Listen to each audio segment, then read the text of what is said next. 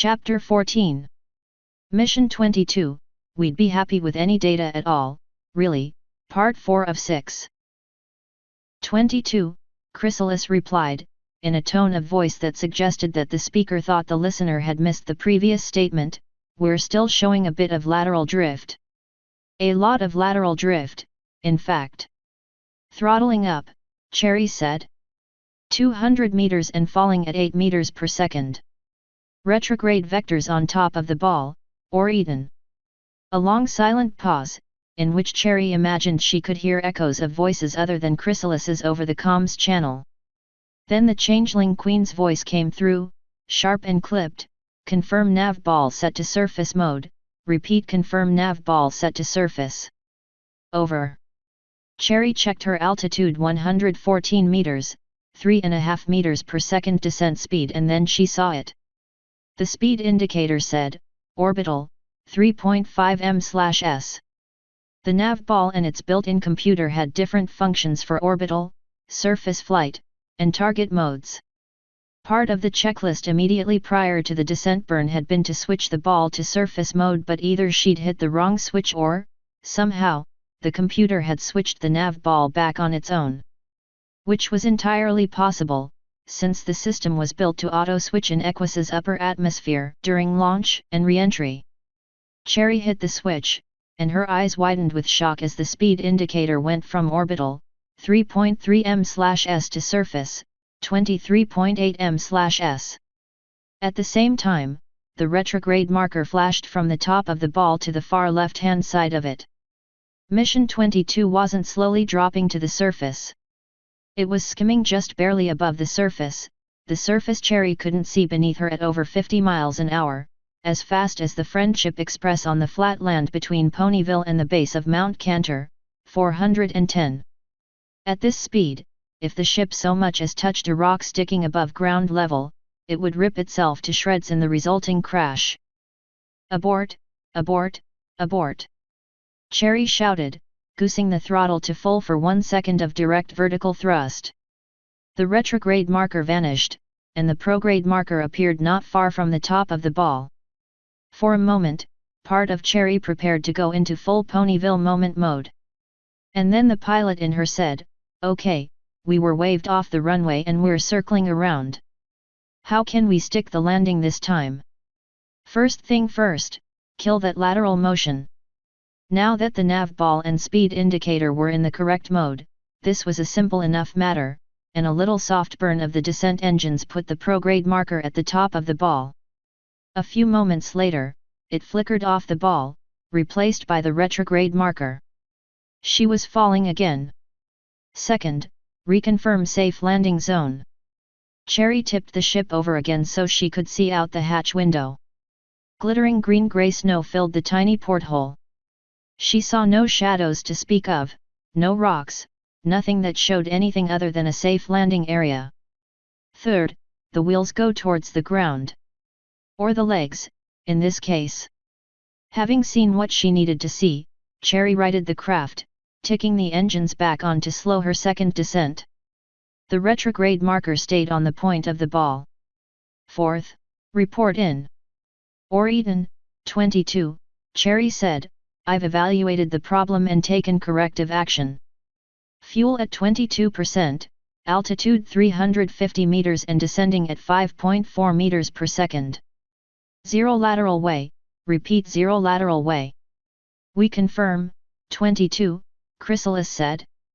"Are you sure you want to make a second attempt? We still have the fuel for a landing at the lakes." "But I'm here, now," Cherry replied. 300 meters and descending. It'll only take a little more fuel to put the bird down." "All right, 22, Chrysalis replied. "Just be careful. We're seeing some steep hills on the horizon." "Looked flat from in here," Cherry said. "Just be careful." Pause. "I want that ship back, you know." 200 meters. Slowing down a little. Cherry kept glancing between the altimeter and the speed indicator. Coming down too slowly meant wasted fuel, but any landing faster than 5 meters per second risked breaking the landing legs. So she watched the fuel levels drop on the indicator, watched the altimeter sink below 100 meters, then 50 meters. 22, Eden, Chrysalis's voice broke into her concentration. We're seeing a bit of a slope beneath you. Roger. Cherry barely gave the information a thought. She had to concentrate on the speed, keeping the retrograde vector on top of the ball, dropping the ship between 3 and 4 meters per second, preparing to kill the engines when she felt the ship make contact. 20, 10, 5. Contact. The ship settled a bit forwards, and the sun flashed across the hatch window. Touchdown, Cherry declared. Engine shut down. The engines shut off. And then, very, very slowly, the tipping motion continued. And continued. And kept right on continuing. Mission 22 flopped onto its belly, rocking a little bit, and then settling to rest on the side of a very steep hill in the Minmus Midlands. Cherry, now seated upright instead of on her back, waited for all movement to stop completely. She made a quick check of the instruments, saw no indication of a hull breach or any significant damage to the engines, batteries, or fuel tanks, and breathed a sigh of relief. The good news was, she still had a fully functional ship. The bad news was, the ship was not only on its side, its nose now pointed downslope, a position rocket ships are generally not designed to launch from. Eden, this is Mission 22, Cherry said. One pony, down safe. But I think we can skip the stay-no-stay checklist. Footnotes 408. Calculated based on radio pings from the orbiting R4 communications relay satellite. The older version of the system had calculated speed from Eden Space Center, but that was now 5 light-seconds away and, moreover, on the other side of Minmus, and thus not available. The computer instructions that allowed this to work were among George Bull's most complex work yet, since they relied partly on continual radar of the surface and radio signals from a constantly moving object overhead. The system took over half of the capsule's tiny computing machine's runtime by itself, and most of the rest of its runtime now consisted of communicating this data with the trajectory calculation computer and the backup Probot-Obadine autopilot in the compartment just beneath the capsule. 409. And, more important, the rest of the ship as well, including its lone crew pony. 410. Also, and this number was more relevant to Cherry at the moment, only a touch slower than the required takeoff speed for her biplane. Had she had wheels under her and some practical way of seeing where she was going, she wouldn't have worried. The fact that she was landing on legs, blind, with only instruments to guide her, rendered the analogy worthless for purposes of not scattering her internal organs across another world in the upcoming 5 seconds, and so she stuck with the train comparison. End footnotes. On Mission Control's telepresence screen, a giant image of Cherry Berry planting the Changeling flag on the surface of Minmus gave the VIPs and press in the gallery something to talk about and take photos of. Despite the crash, 411. Cherry had been sent out to perform the various scientific experiments in the flag-planting ceremony because, well, why not? The ship and its equipment were there and working fine, and, by a stroke of luck, it had landed hatch side up, so there wasn't any reason why that part of the mission shouldn't go ahead. The question now was, as the controllers huddling around the bullpen knew, whether or not there would be any mission after that. The slope had been a lot steeper even than the control crew had thought when they saw it on the screen. Even so, based on their experience with Mission R4, the reaction wheels ought to have been enough to keep the ship, if not upright, at least standing. The tipping point, literally, came when 2 of the 6 landing legs, the 2 facing downslope, and thus taking almost all the weight of the ship, had retracted under the strain. The ship had tipped faster than the automatic systems could compensate, with the result that it now laid on the alien snow like a dead fish. So, they're broken, then, Chrysalis said, stating the fact. Not necessarily, Von Braun rumbled. Those 2 legs are retracted, but they're not visibly broken. Nor do they read as broken on our telemetry. Which might just mean our telemetry is broken, too, Goddard the Griffin snapped. Well, we could ask Cherry to look and see if they look broken, Occupant said.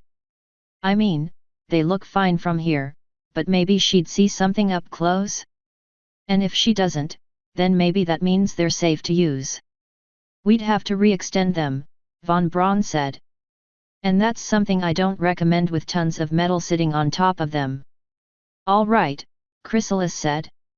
She walked back to the Capcom station in the back row of desks, levitated her headset back onto her head, and said, 22, or Eden. Before you begin the flight tests on the suit thruster system, we'd like you to do a visual inspection of the 2 collapsed landing legs, over. Roger, or Eden, Cherry said. And while I'm on, for the record, the surface lighting here really fooled me. The snow crystals here reflect sunlight everywhere, scatter it. It's really disorienting. That plus the low gravity fooled me into thinking this area was flat and level. It really isn't. If I'd seen it from this angle, I'd never have attempted a landing. We're going to have to think about that for the moon landing, Chrysalis replied. The moon's gravity is a good bit greater than Minmus's. If something like this happened there, it wouldn't be a soft flop over. That's what I'm thinking, too. We can't send a robot lander here. The same thing will happen to it.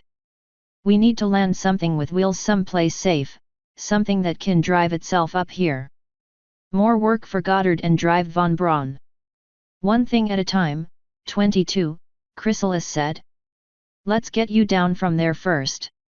On the telepresence screen, Cherry wobbled and hopped her way back to the stricken ship. I don't see anything obviously wrong with this landing leg, she said, stooping down so she could see under the port landing engine. Can't really tell for sure from this angle, but nothing seems to be actually bent or anything. After a look at the other side returned the same non-result, Chrysalis ordered Cherry to take her thruster systems for a flight, took off her headset, and returned to the huddle. Well, she asked. Clear as mud, isn't it? Indeed so, von Braun said. Even if the legs can be extended, we won't know if they'll hold weight unless we try them again. That means another landing. Okay. What about another landing? Is there enough fuel left? Barely, Goddard said. We'll have to dip into the return stage supply. I'd say hang it and bring her home, except that we'll have to go back again to get a successful landing. That is the whole point of this exercise, getting practice at landing something someplace without a parachute. This assumes that we can launch from this position in the first place, von Braun said.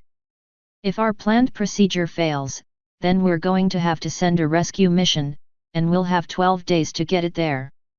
5 days at most for assembly, testing, and simulations. And that, Chrysalis knew, was cutting corners too much. 412. The only way that works is if I fly it myself, she said. I'm the only one who's had sim time on this flight besides the pony. Which means we'll need a ship that seats 2. Von Braun shrugged.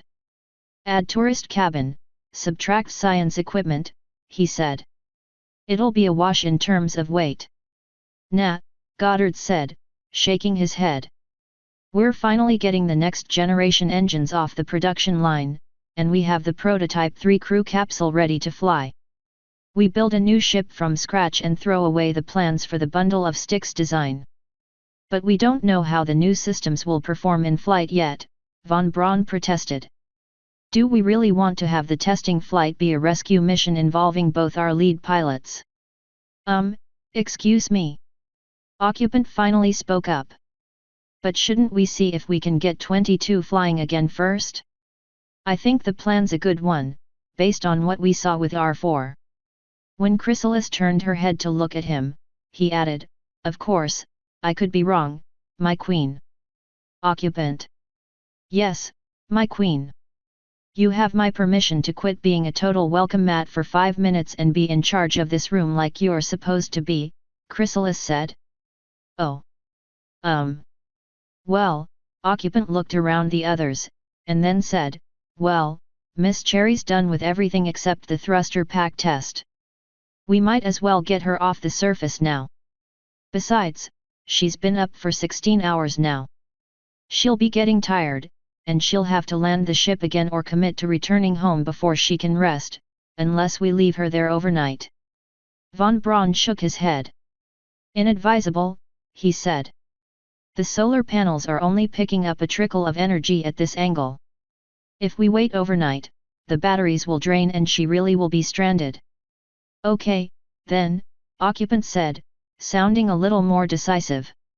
Let's get Miss Cherry back in the ship and see about getting her in the air, okay? Footnotes 411. Even if it's a ludicrously slow crash, even if nothing actually breaks, if it ends with your vehicle in a position neither you nor its designers ever intended it should assume, it's still a crash. 412. Believe it or not, there are actually safety margins beyond which even the Changeling space program will not push, mostly, anyway. End footnotes. Okay, Cherry said, strapping herself into the flight couch as the cabin repressurized. I'm back in the capsule and strapping in. What's the plan? After a moment of dead air, Chrysalis's voice echoed in her headset. You remember how R4 was able to stay upright despite never having all its feet on the ground? Yeah, Cherry said. The reaction wheels. It would have fallen over if Dragonfly had turned off the stability assist. Precisely. We want you to activate SAS and pull back on the stick. We think the reaction wheels on full spin will put enough torque on the ship to lift it upright in Minmus's low gravity. If that doesn't work, we want you to start the engines on lowest power and try to get the nose up on engine gimbal. If you get the ship up even a little bit, blast for space as soon as you think you can clear the ground. Copy that, 22. Cherry considered this for a moment. Or Eden, did the scientists suggest this plan? Chrysalis's voice lost a good bit of its professional poise. As a matter of fact, yes, they did, 22. What makes you think otherwise? Because this plan ranks right up there with the lawn chair on the trash can full of fireworks, Cherry replied without hesitation. I mean, how happy would you be if you were sitting where I am now?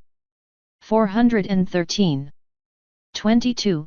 Your options are this procedure or sitting tight where you are for 12 days while we throw together a rescue mission to come get you, Chrysalis growled. Which do you prefer? Over. Cherry Berry considered the options. Well, the ship barely bounced when it flopped over, and I didn't see any damage when I was outside, but would that remain the case if I try to launch with the ship's nose pointing down slope? But, no buts. I still have a fully functional ship under me. If I didn't at least try to get home under my own power, I wouldn't be able to live with myself. Okay, let's do this, then, she finally said. I'd have to unsuit to use a pencil, so let's just use your checklist there, okay? That's better, Chrysalis said, and then her voice was all calm, professional astromare again. First, consumables status. Descent stage tanks show 18% full, Cherry reported. Return stage full and untouched. Batteries read 224 and falling at 0.02 per second. Negligible flow from solar panels. Do you want a count of my food packs? Negative. Next, order all landing gear to retract to stowed position, over. Retract landing gear, roger. Cherry reached up and flipped a switch. A soft clanking echoed through the capsule, and the ship shifted slightly as its center of balance altered. Gear retracted.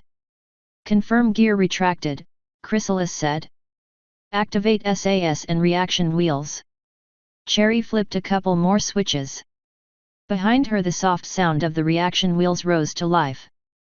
SAS engaged. Confirm SAS setting to maintain attitude. SAS to maintain attitude, confirm. Do not, repeat, do not activate engines, Chrysalis said, but set throttle to 3%. Throttle to 3%, roger. Cherry adjusted the throttle carefully. All right, Chrysalis said. In your own time, you are to attempt to right the ship on reaction wheel power, or failing that on main engine power. If you get the ship upright, you are to throttle up and attempt liftoff. If you can't get nose up with 10% thrust, or if the ship slides on the ground faster than 8 meters per second, you are to shut down and await rescue. Copy. 22 copies. Attempt righting ship on reaction wheels, then on main engines. Shut down if no result at 10% thrust or if ship slides on the ground at 8 meters per second. Over. OK, 22, you are go for attempted liftoff. Right, Cherry muttered. She took a deep breath, then grit her teeth and pulled the control stick towards herself with both forehooves. Behind her the reaction wheels whined to life, the high-pitched down echoing through her suit helmet.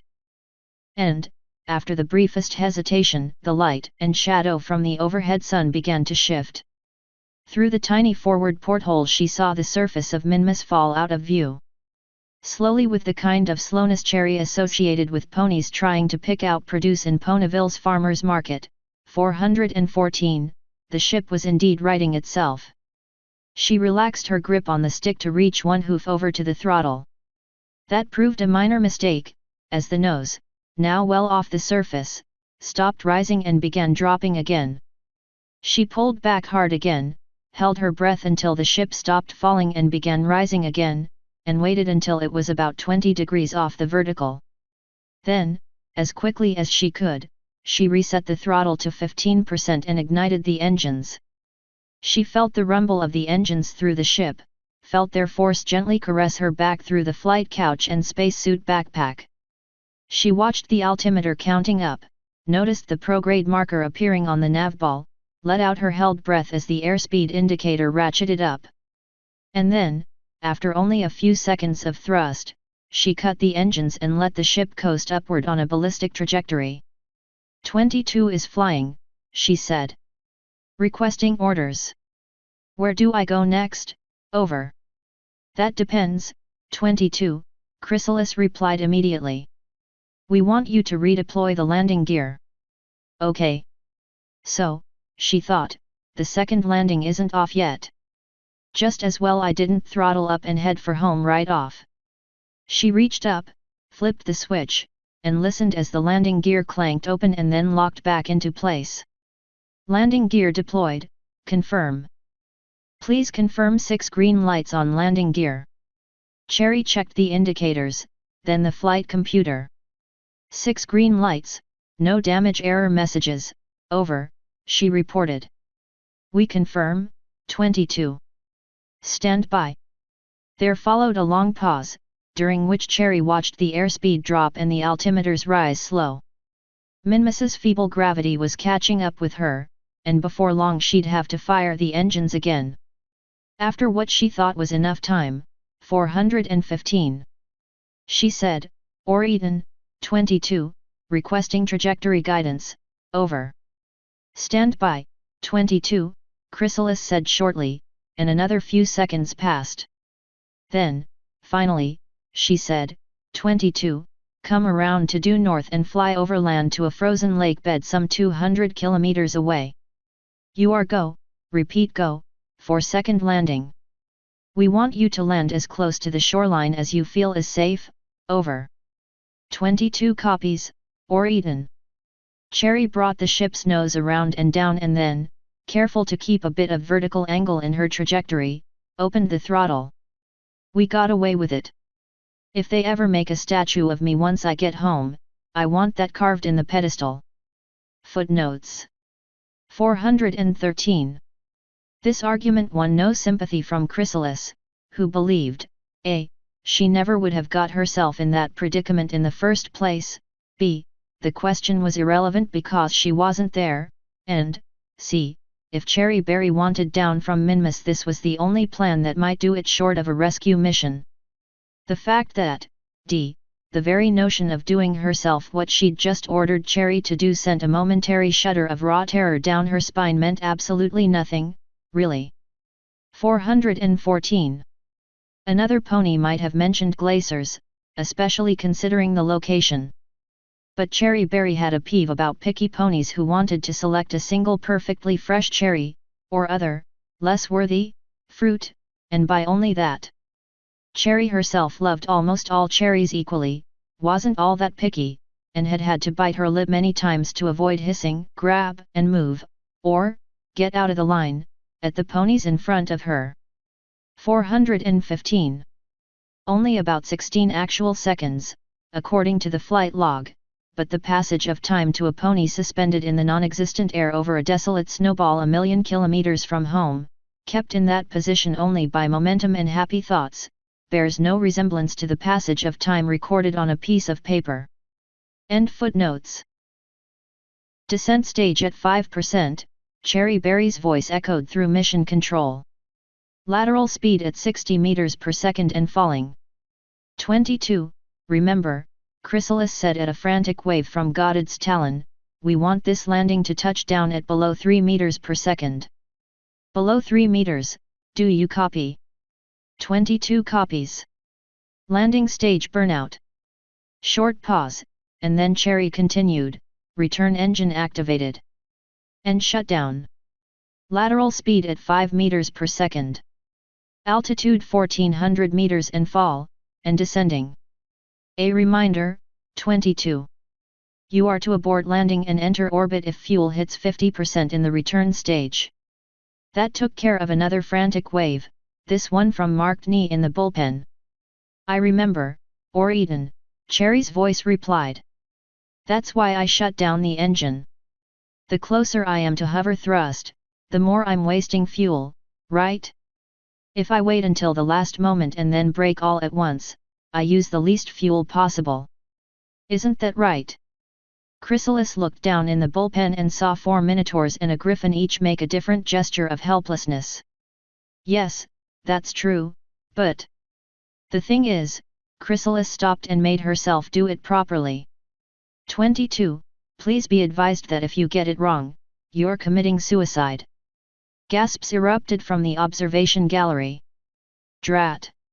Shouldn't have gone there, not in public. Some newspaper pony or, worse yet, television talking head just got a quote to use to attack CSP as too risky, too eager to risk a pony life for changeling glory. But, nothing to be done about that now. Then I better not get it wrong, hey? 1000 meters and descending. Chrysalis looked at the estimated air velocity. Weak though Minmus's gravity was, any rate of acceleration, left unchecked, just kept on building up more and more speed. Mission 22 wasn't dropping like a brick, exactly, but it certainly wasn't a feather either. You're really picking up speed there, 22, she said. I'm watching it, Cherry replied. Looks like 500 meters is the sweet spot. Chrysalis looked at the bulls, who had gathered around their blinky light calculating machine. None of them was looking at her now. None of them had a signal for her, not the slightest bit of guidance. Even Goddard had his beak in, rather than looking at her or occupant. And time for countervailing advice ran out, much quicker than Chrysalis liked. Throttle to full, ignition. Chrysalis watched the telepresence projection, holding her breath as the single remaining functional engine did its feeble best to bring the falling ship to a stop before the ice did. The airspeed indicator fell, numbers ticking down not remotely fast enough for the Changeling Queen's liking. Despite her strongest silent orders for them to slow down faster, they ignored her supreme authority and ticked down on their own timetable.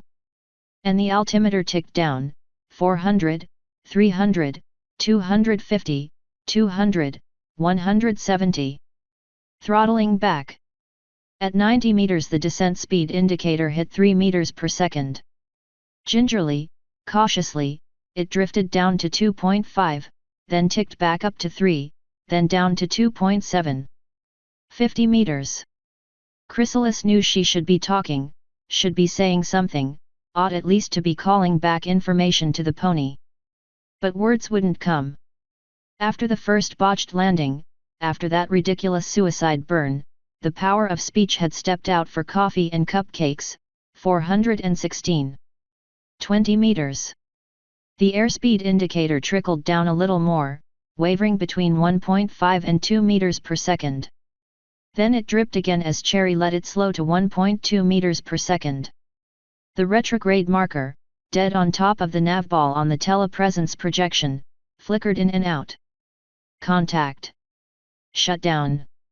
On the projection screen the lander stood on a perfectly level plane of crystalline ice. All 6 feet stood firmly on the surface, with no sign of a wobble or collapse. SAS off. Backup systems off. Cockpit secure. Chrysalis slowly, carefully released her lungful of air, careful not to breathe into the headset microphone. 22, she said, cautiously testing her vocal cords, we copy you down. Affirmative, or Eden, the pony's voice squeaked back at her. How about we go down that stay/no stay checklist this time? Chrysalis considered this a moment. Well, she finally said, just because you asked. Footnote 416. Cupcakes were on the very, very short list of foods that Chrysalis ate willingly. One cupcake almost perfectly equaled the actual capacity of her stomach. Most cupcakes were baked with love and lusted after by ponies, especially juvenile ponies with their intense emotions, and thus provided nourishment on more than one level. And even if Chrysalis hadn't liked them, she'd have learned to like them anyway, because ponies got intensely suspicious of any pony who, for any reason whatever, didn't like cupcakes. Ponies would forgive kicking a dog, 417. Before they'd forgive snubbing a cupcake. 417. Which Chrysalis had done, in various disguises, on multiple occasions. It just felt so satisfying to see the innocent betrayal on those canine faces. End footnotes. Cherry zipped along above Minmus's frozen surface at a brisk 20 meters per second, her shadow trailing after her some 10 pony lengths below her. She hadn't slept in 22 hours, but she didn't feel even the slightest bit tired or drowsy, not with her heart fluttering in her chest and her smile threatening to unzip the top of her head from the rest of her body. Spacewalking with the thruster pack in orbit was one thing. But this? Flying not that far above a solid ground with the same jet pack? Flying at a speed about as fast as the average pony could gallop? This was flying, the real and true thing, or as close as Cherry could ever expect to get. If and when she got to the moon, she'd get to do this again. It'd be a bit more difficult according to the boffins. The expected surface gravity on the moon would be a little more than 3 times the gravity here on Minmus. The suit thrusters could handle that, if she didn't have a big lunch, but she'd be down thrusting almost constantly to maintain altitude. Something to bear in mind when the time came for training and simulations on moonwalking. Of course, it wasn't perfect. She had to tap the downward-facing thrusters every 2 seconds or so for a burst to keep her more or less at altitude. Aside from that, she would coast forward indefinitely, there being no air to slow her down. Turning, well, she could apply lateral thrust to change her trajectory, but actually changing which direction she faced required a brief shutdown of manual control, which would mean she'd begin dropping out of the sky. She wouldn't drop fast, not at first, but she was at that magic altitude where she wouldn't have enough time to correct before hitting the ground at 15 meters per second forward and maybe 5 or 6 meters per second down. She hadn't done the math, but she could figure it wouldn't be a fun experience. Time to start slowing down, then, before she tested the limits of her suit's durability by whacking it with a moon. Ahead of her the coastline of the frozen lake slid towards her, then underneath her. She'd reached her destination, a second source of material samples from Minmus's surface, to be bagged and brought back to Equus for analysis. She'd already taken samples from around the ship, while she was running the last of the onboard experiments and transferring the data and samples from them into the capsule for the trip home. Okay, she said aloud for the benefit of mission control back home, I'm above the target area. Reversing thrust. She popped the downward thrusters an extra hard burst, sending herself up and giving herself the time and altitude she needed to fire the forward thrusters and brake herself. 418. The first braking burst brought her down to 9 meters per second. A quick altitude maintaining puff later, she braked again, slowing herself down to 6 meters per second. After another downward thrust, she braked hard, letting herself begin to fall as her trajectory on the suit's mini-nav ball shifted to the vertical. A couple more puffs later, she was more or less stationary. Satisfied, she let herself fall, keeping the drop below 1.5 meters per second. Even so, it still felt like she'd jumped off a wall when she hit the ground, and the slope beneath her hind hooves almost caused her to flop over backwards. One thing astromare training does, it gets you used to walking on hind hooves, she thought to herself. Since her mouth was sealed in her helmet, 419, any interactions she had with the world outside her suit had to be done with her forehooves, which meant she couldn't waste them by just standing around on them. It had taken a lot of practice, 420. To learn how to open a bag, scoop a pristine surface sample into it, and seal the bag using only hooves clad inside spacesuit booties, but now, as Cherry took the samples in just a couple of minutes, it had been worth every hour of fumbling and flopping over back home. "Okay, samples secured," she said.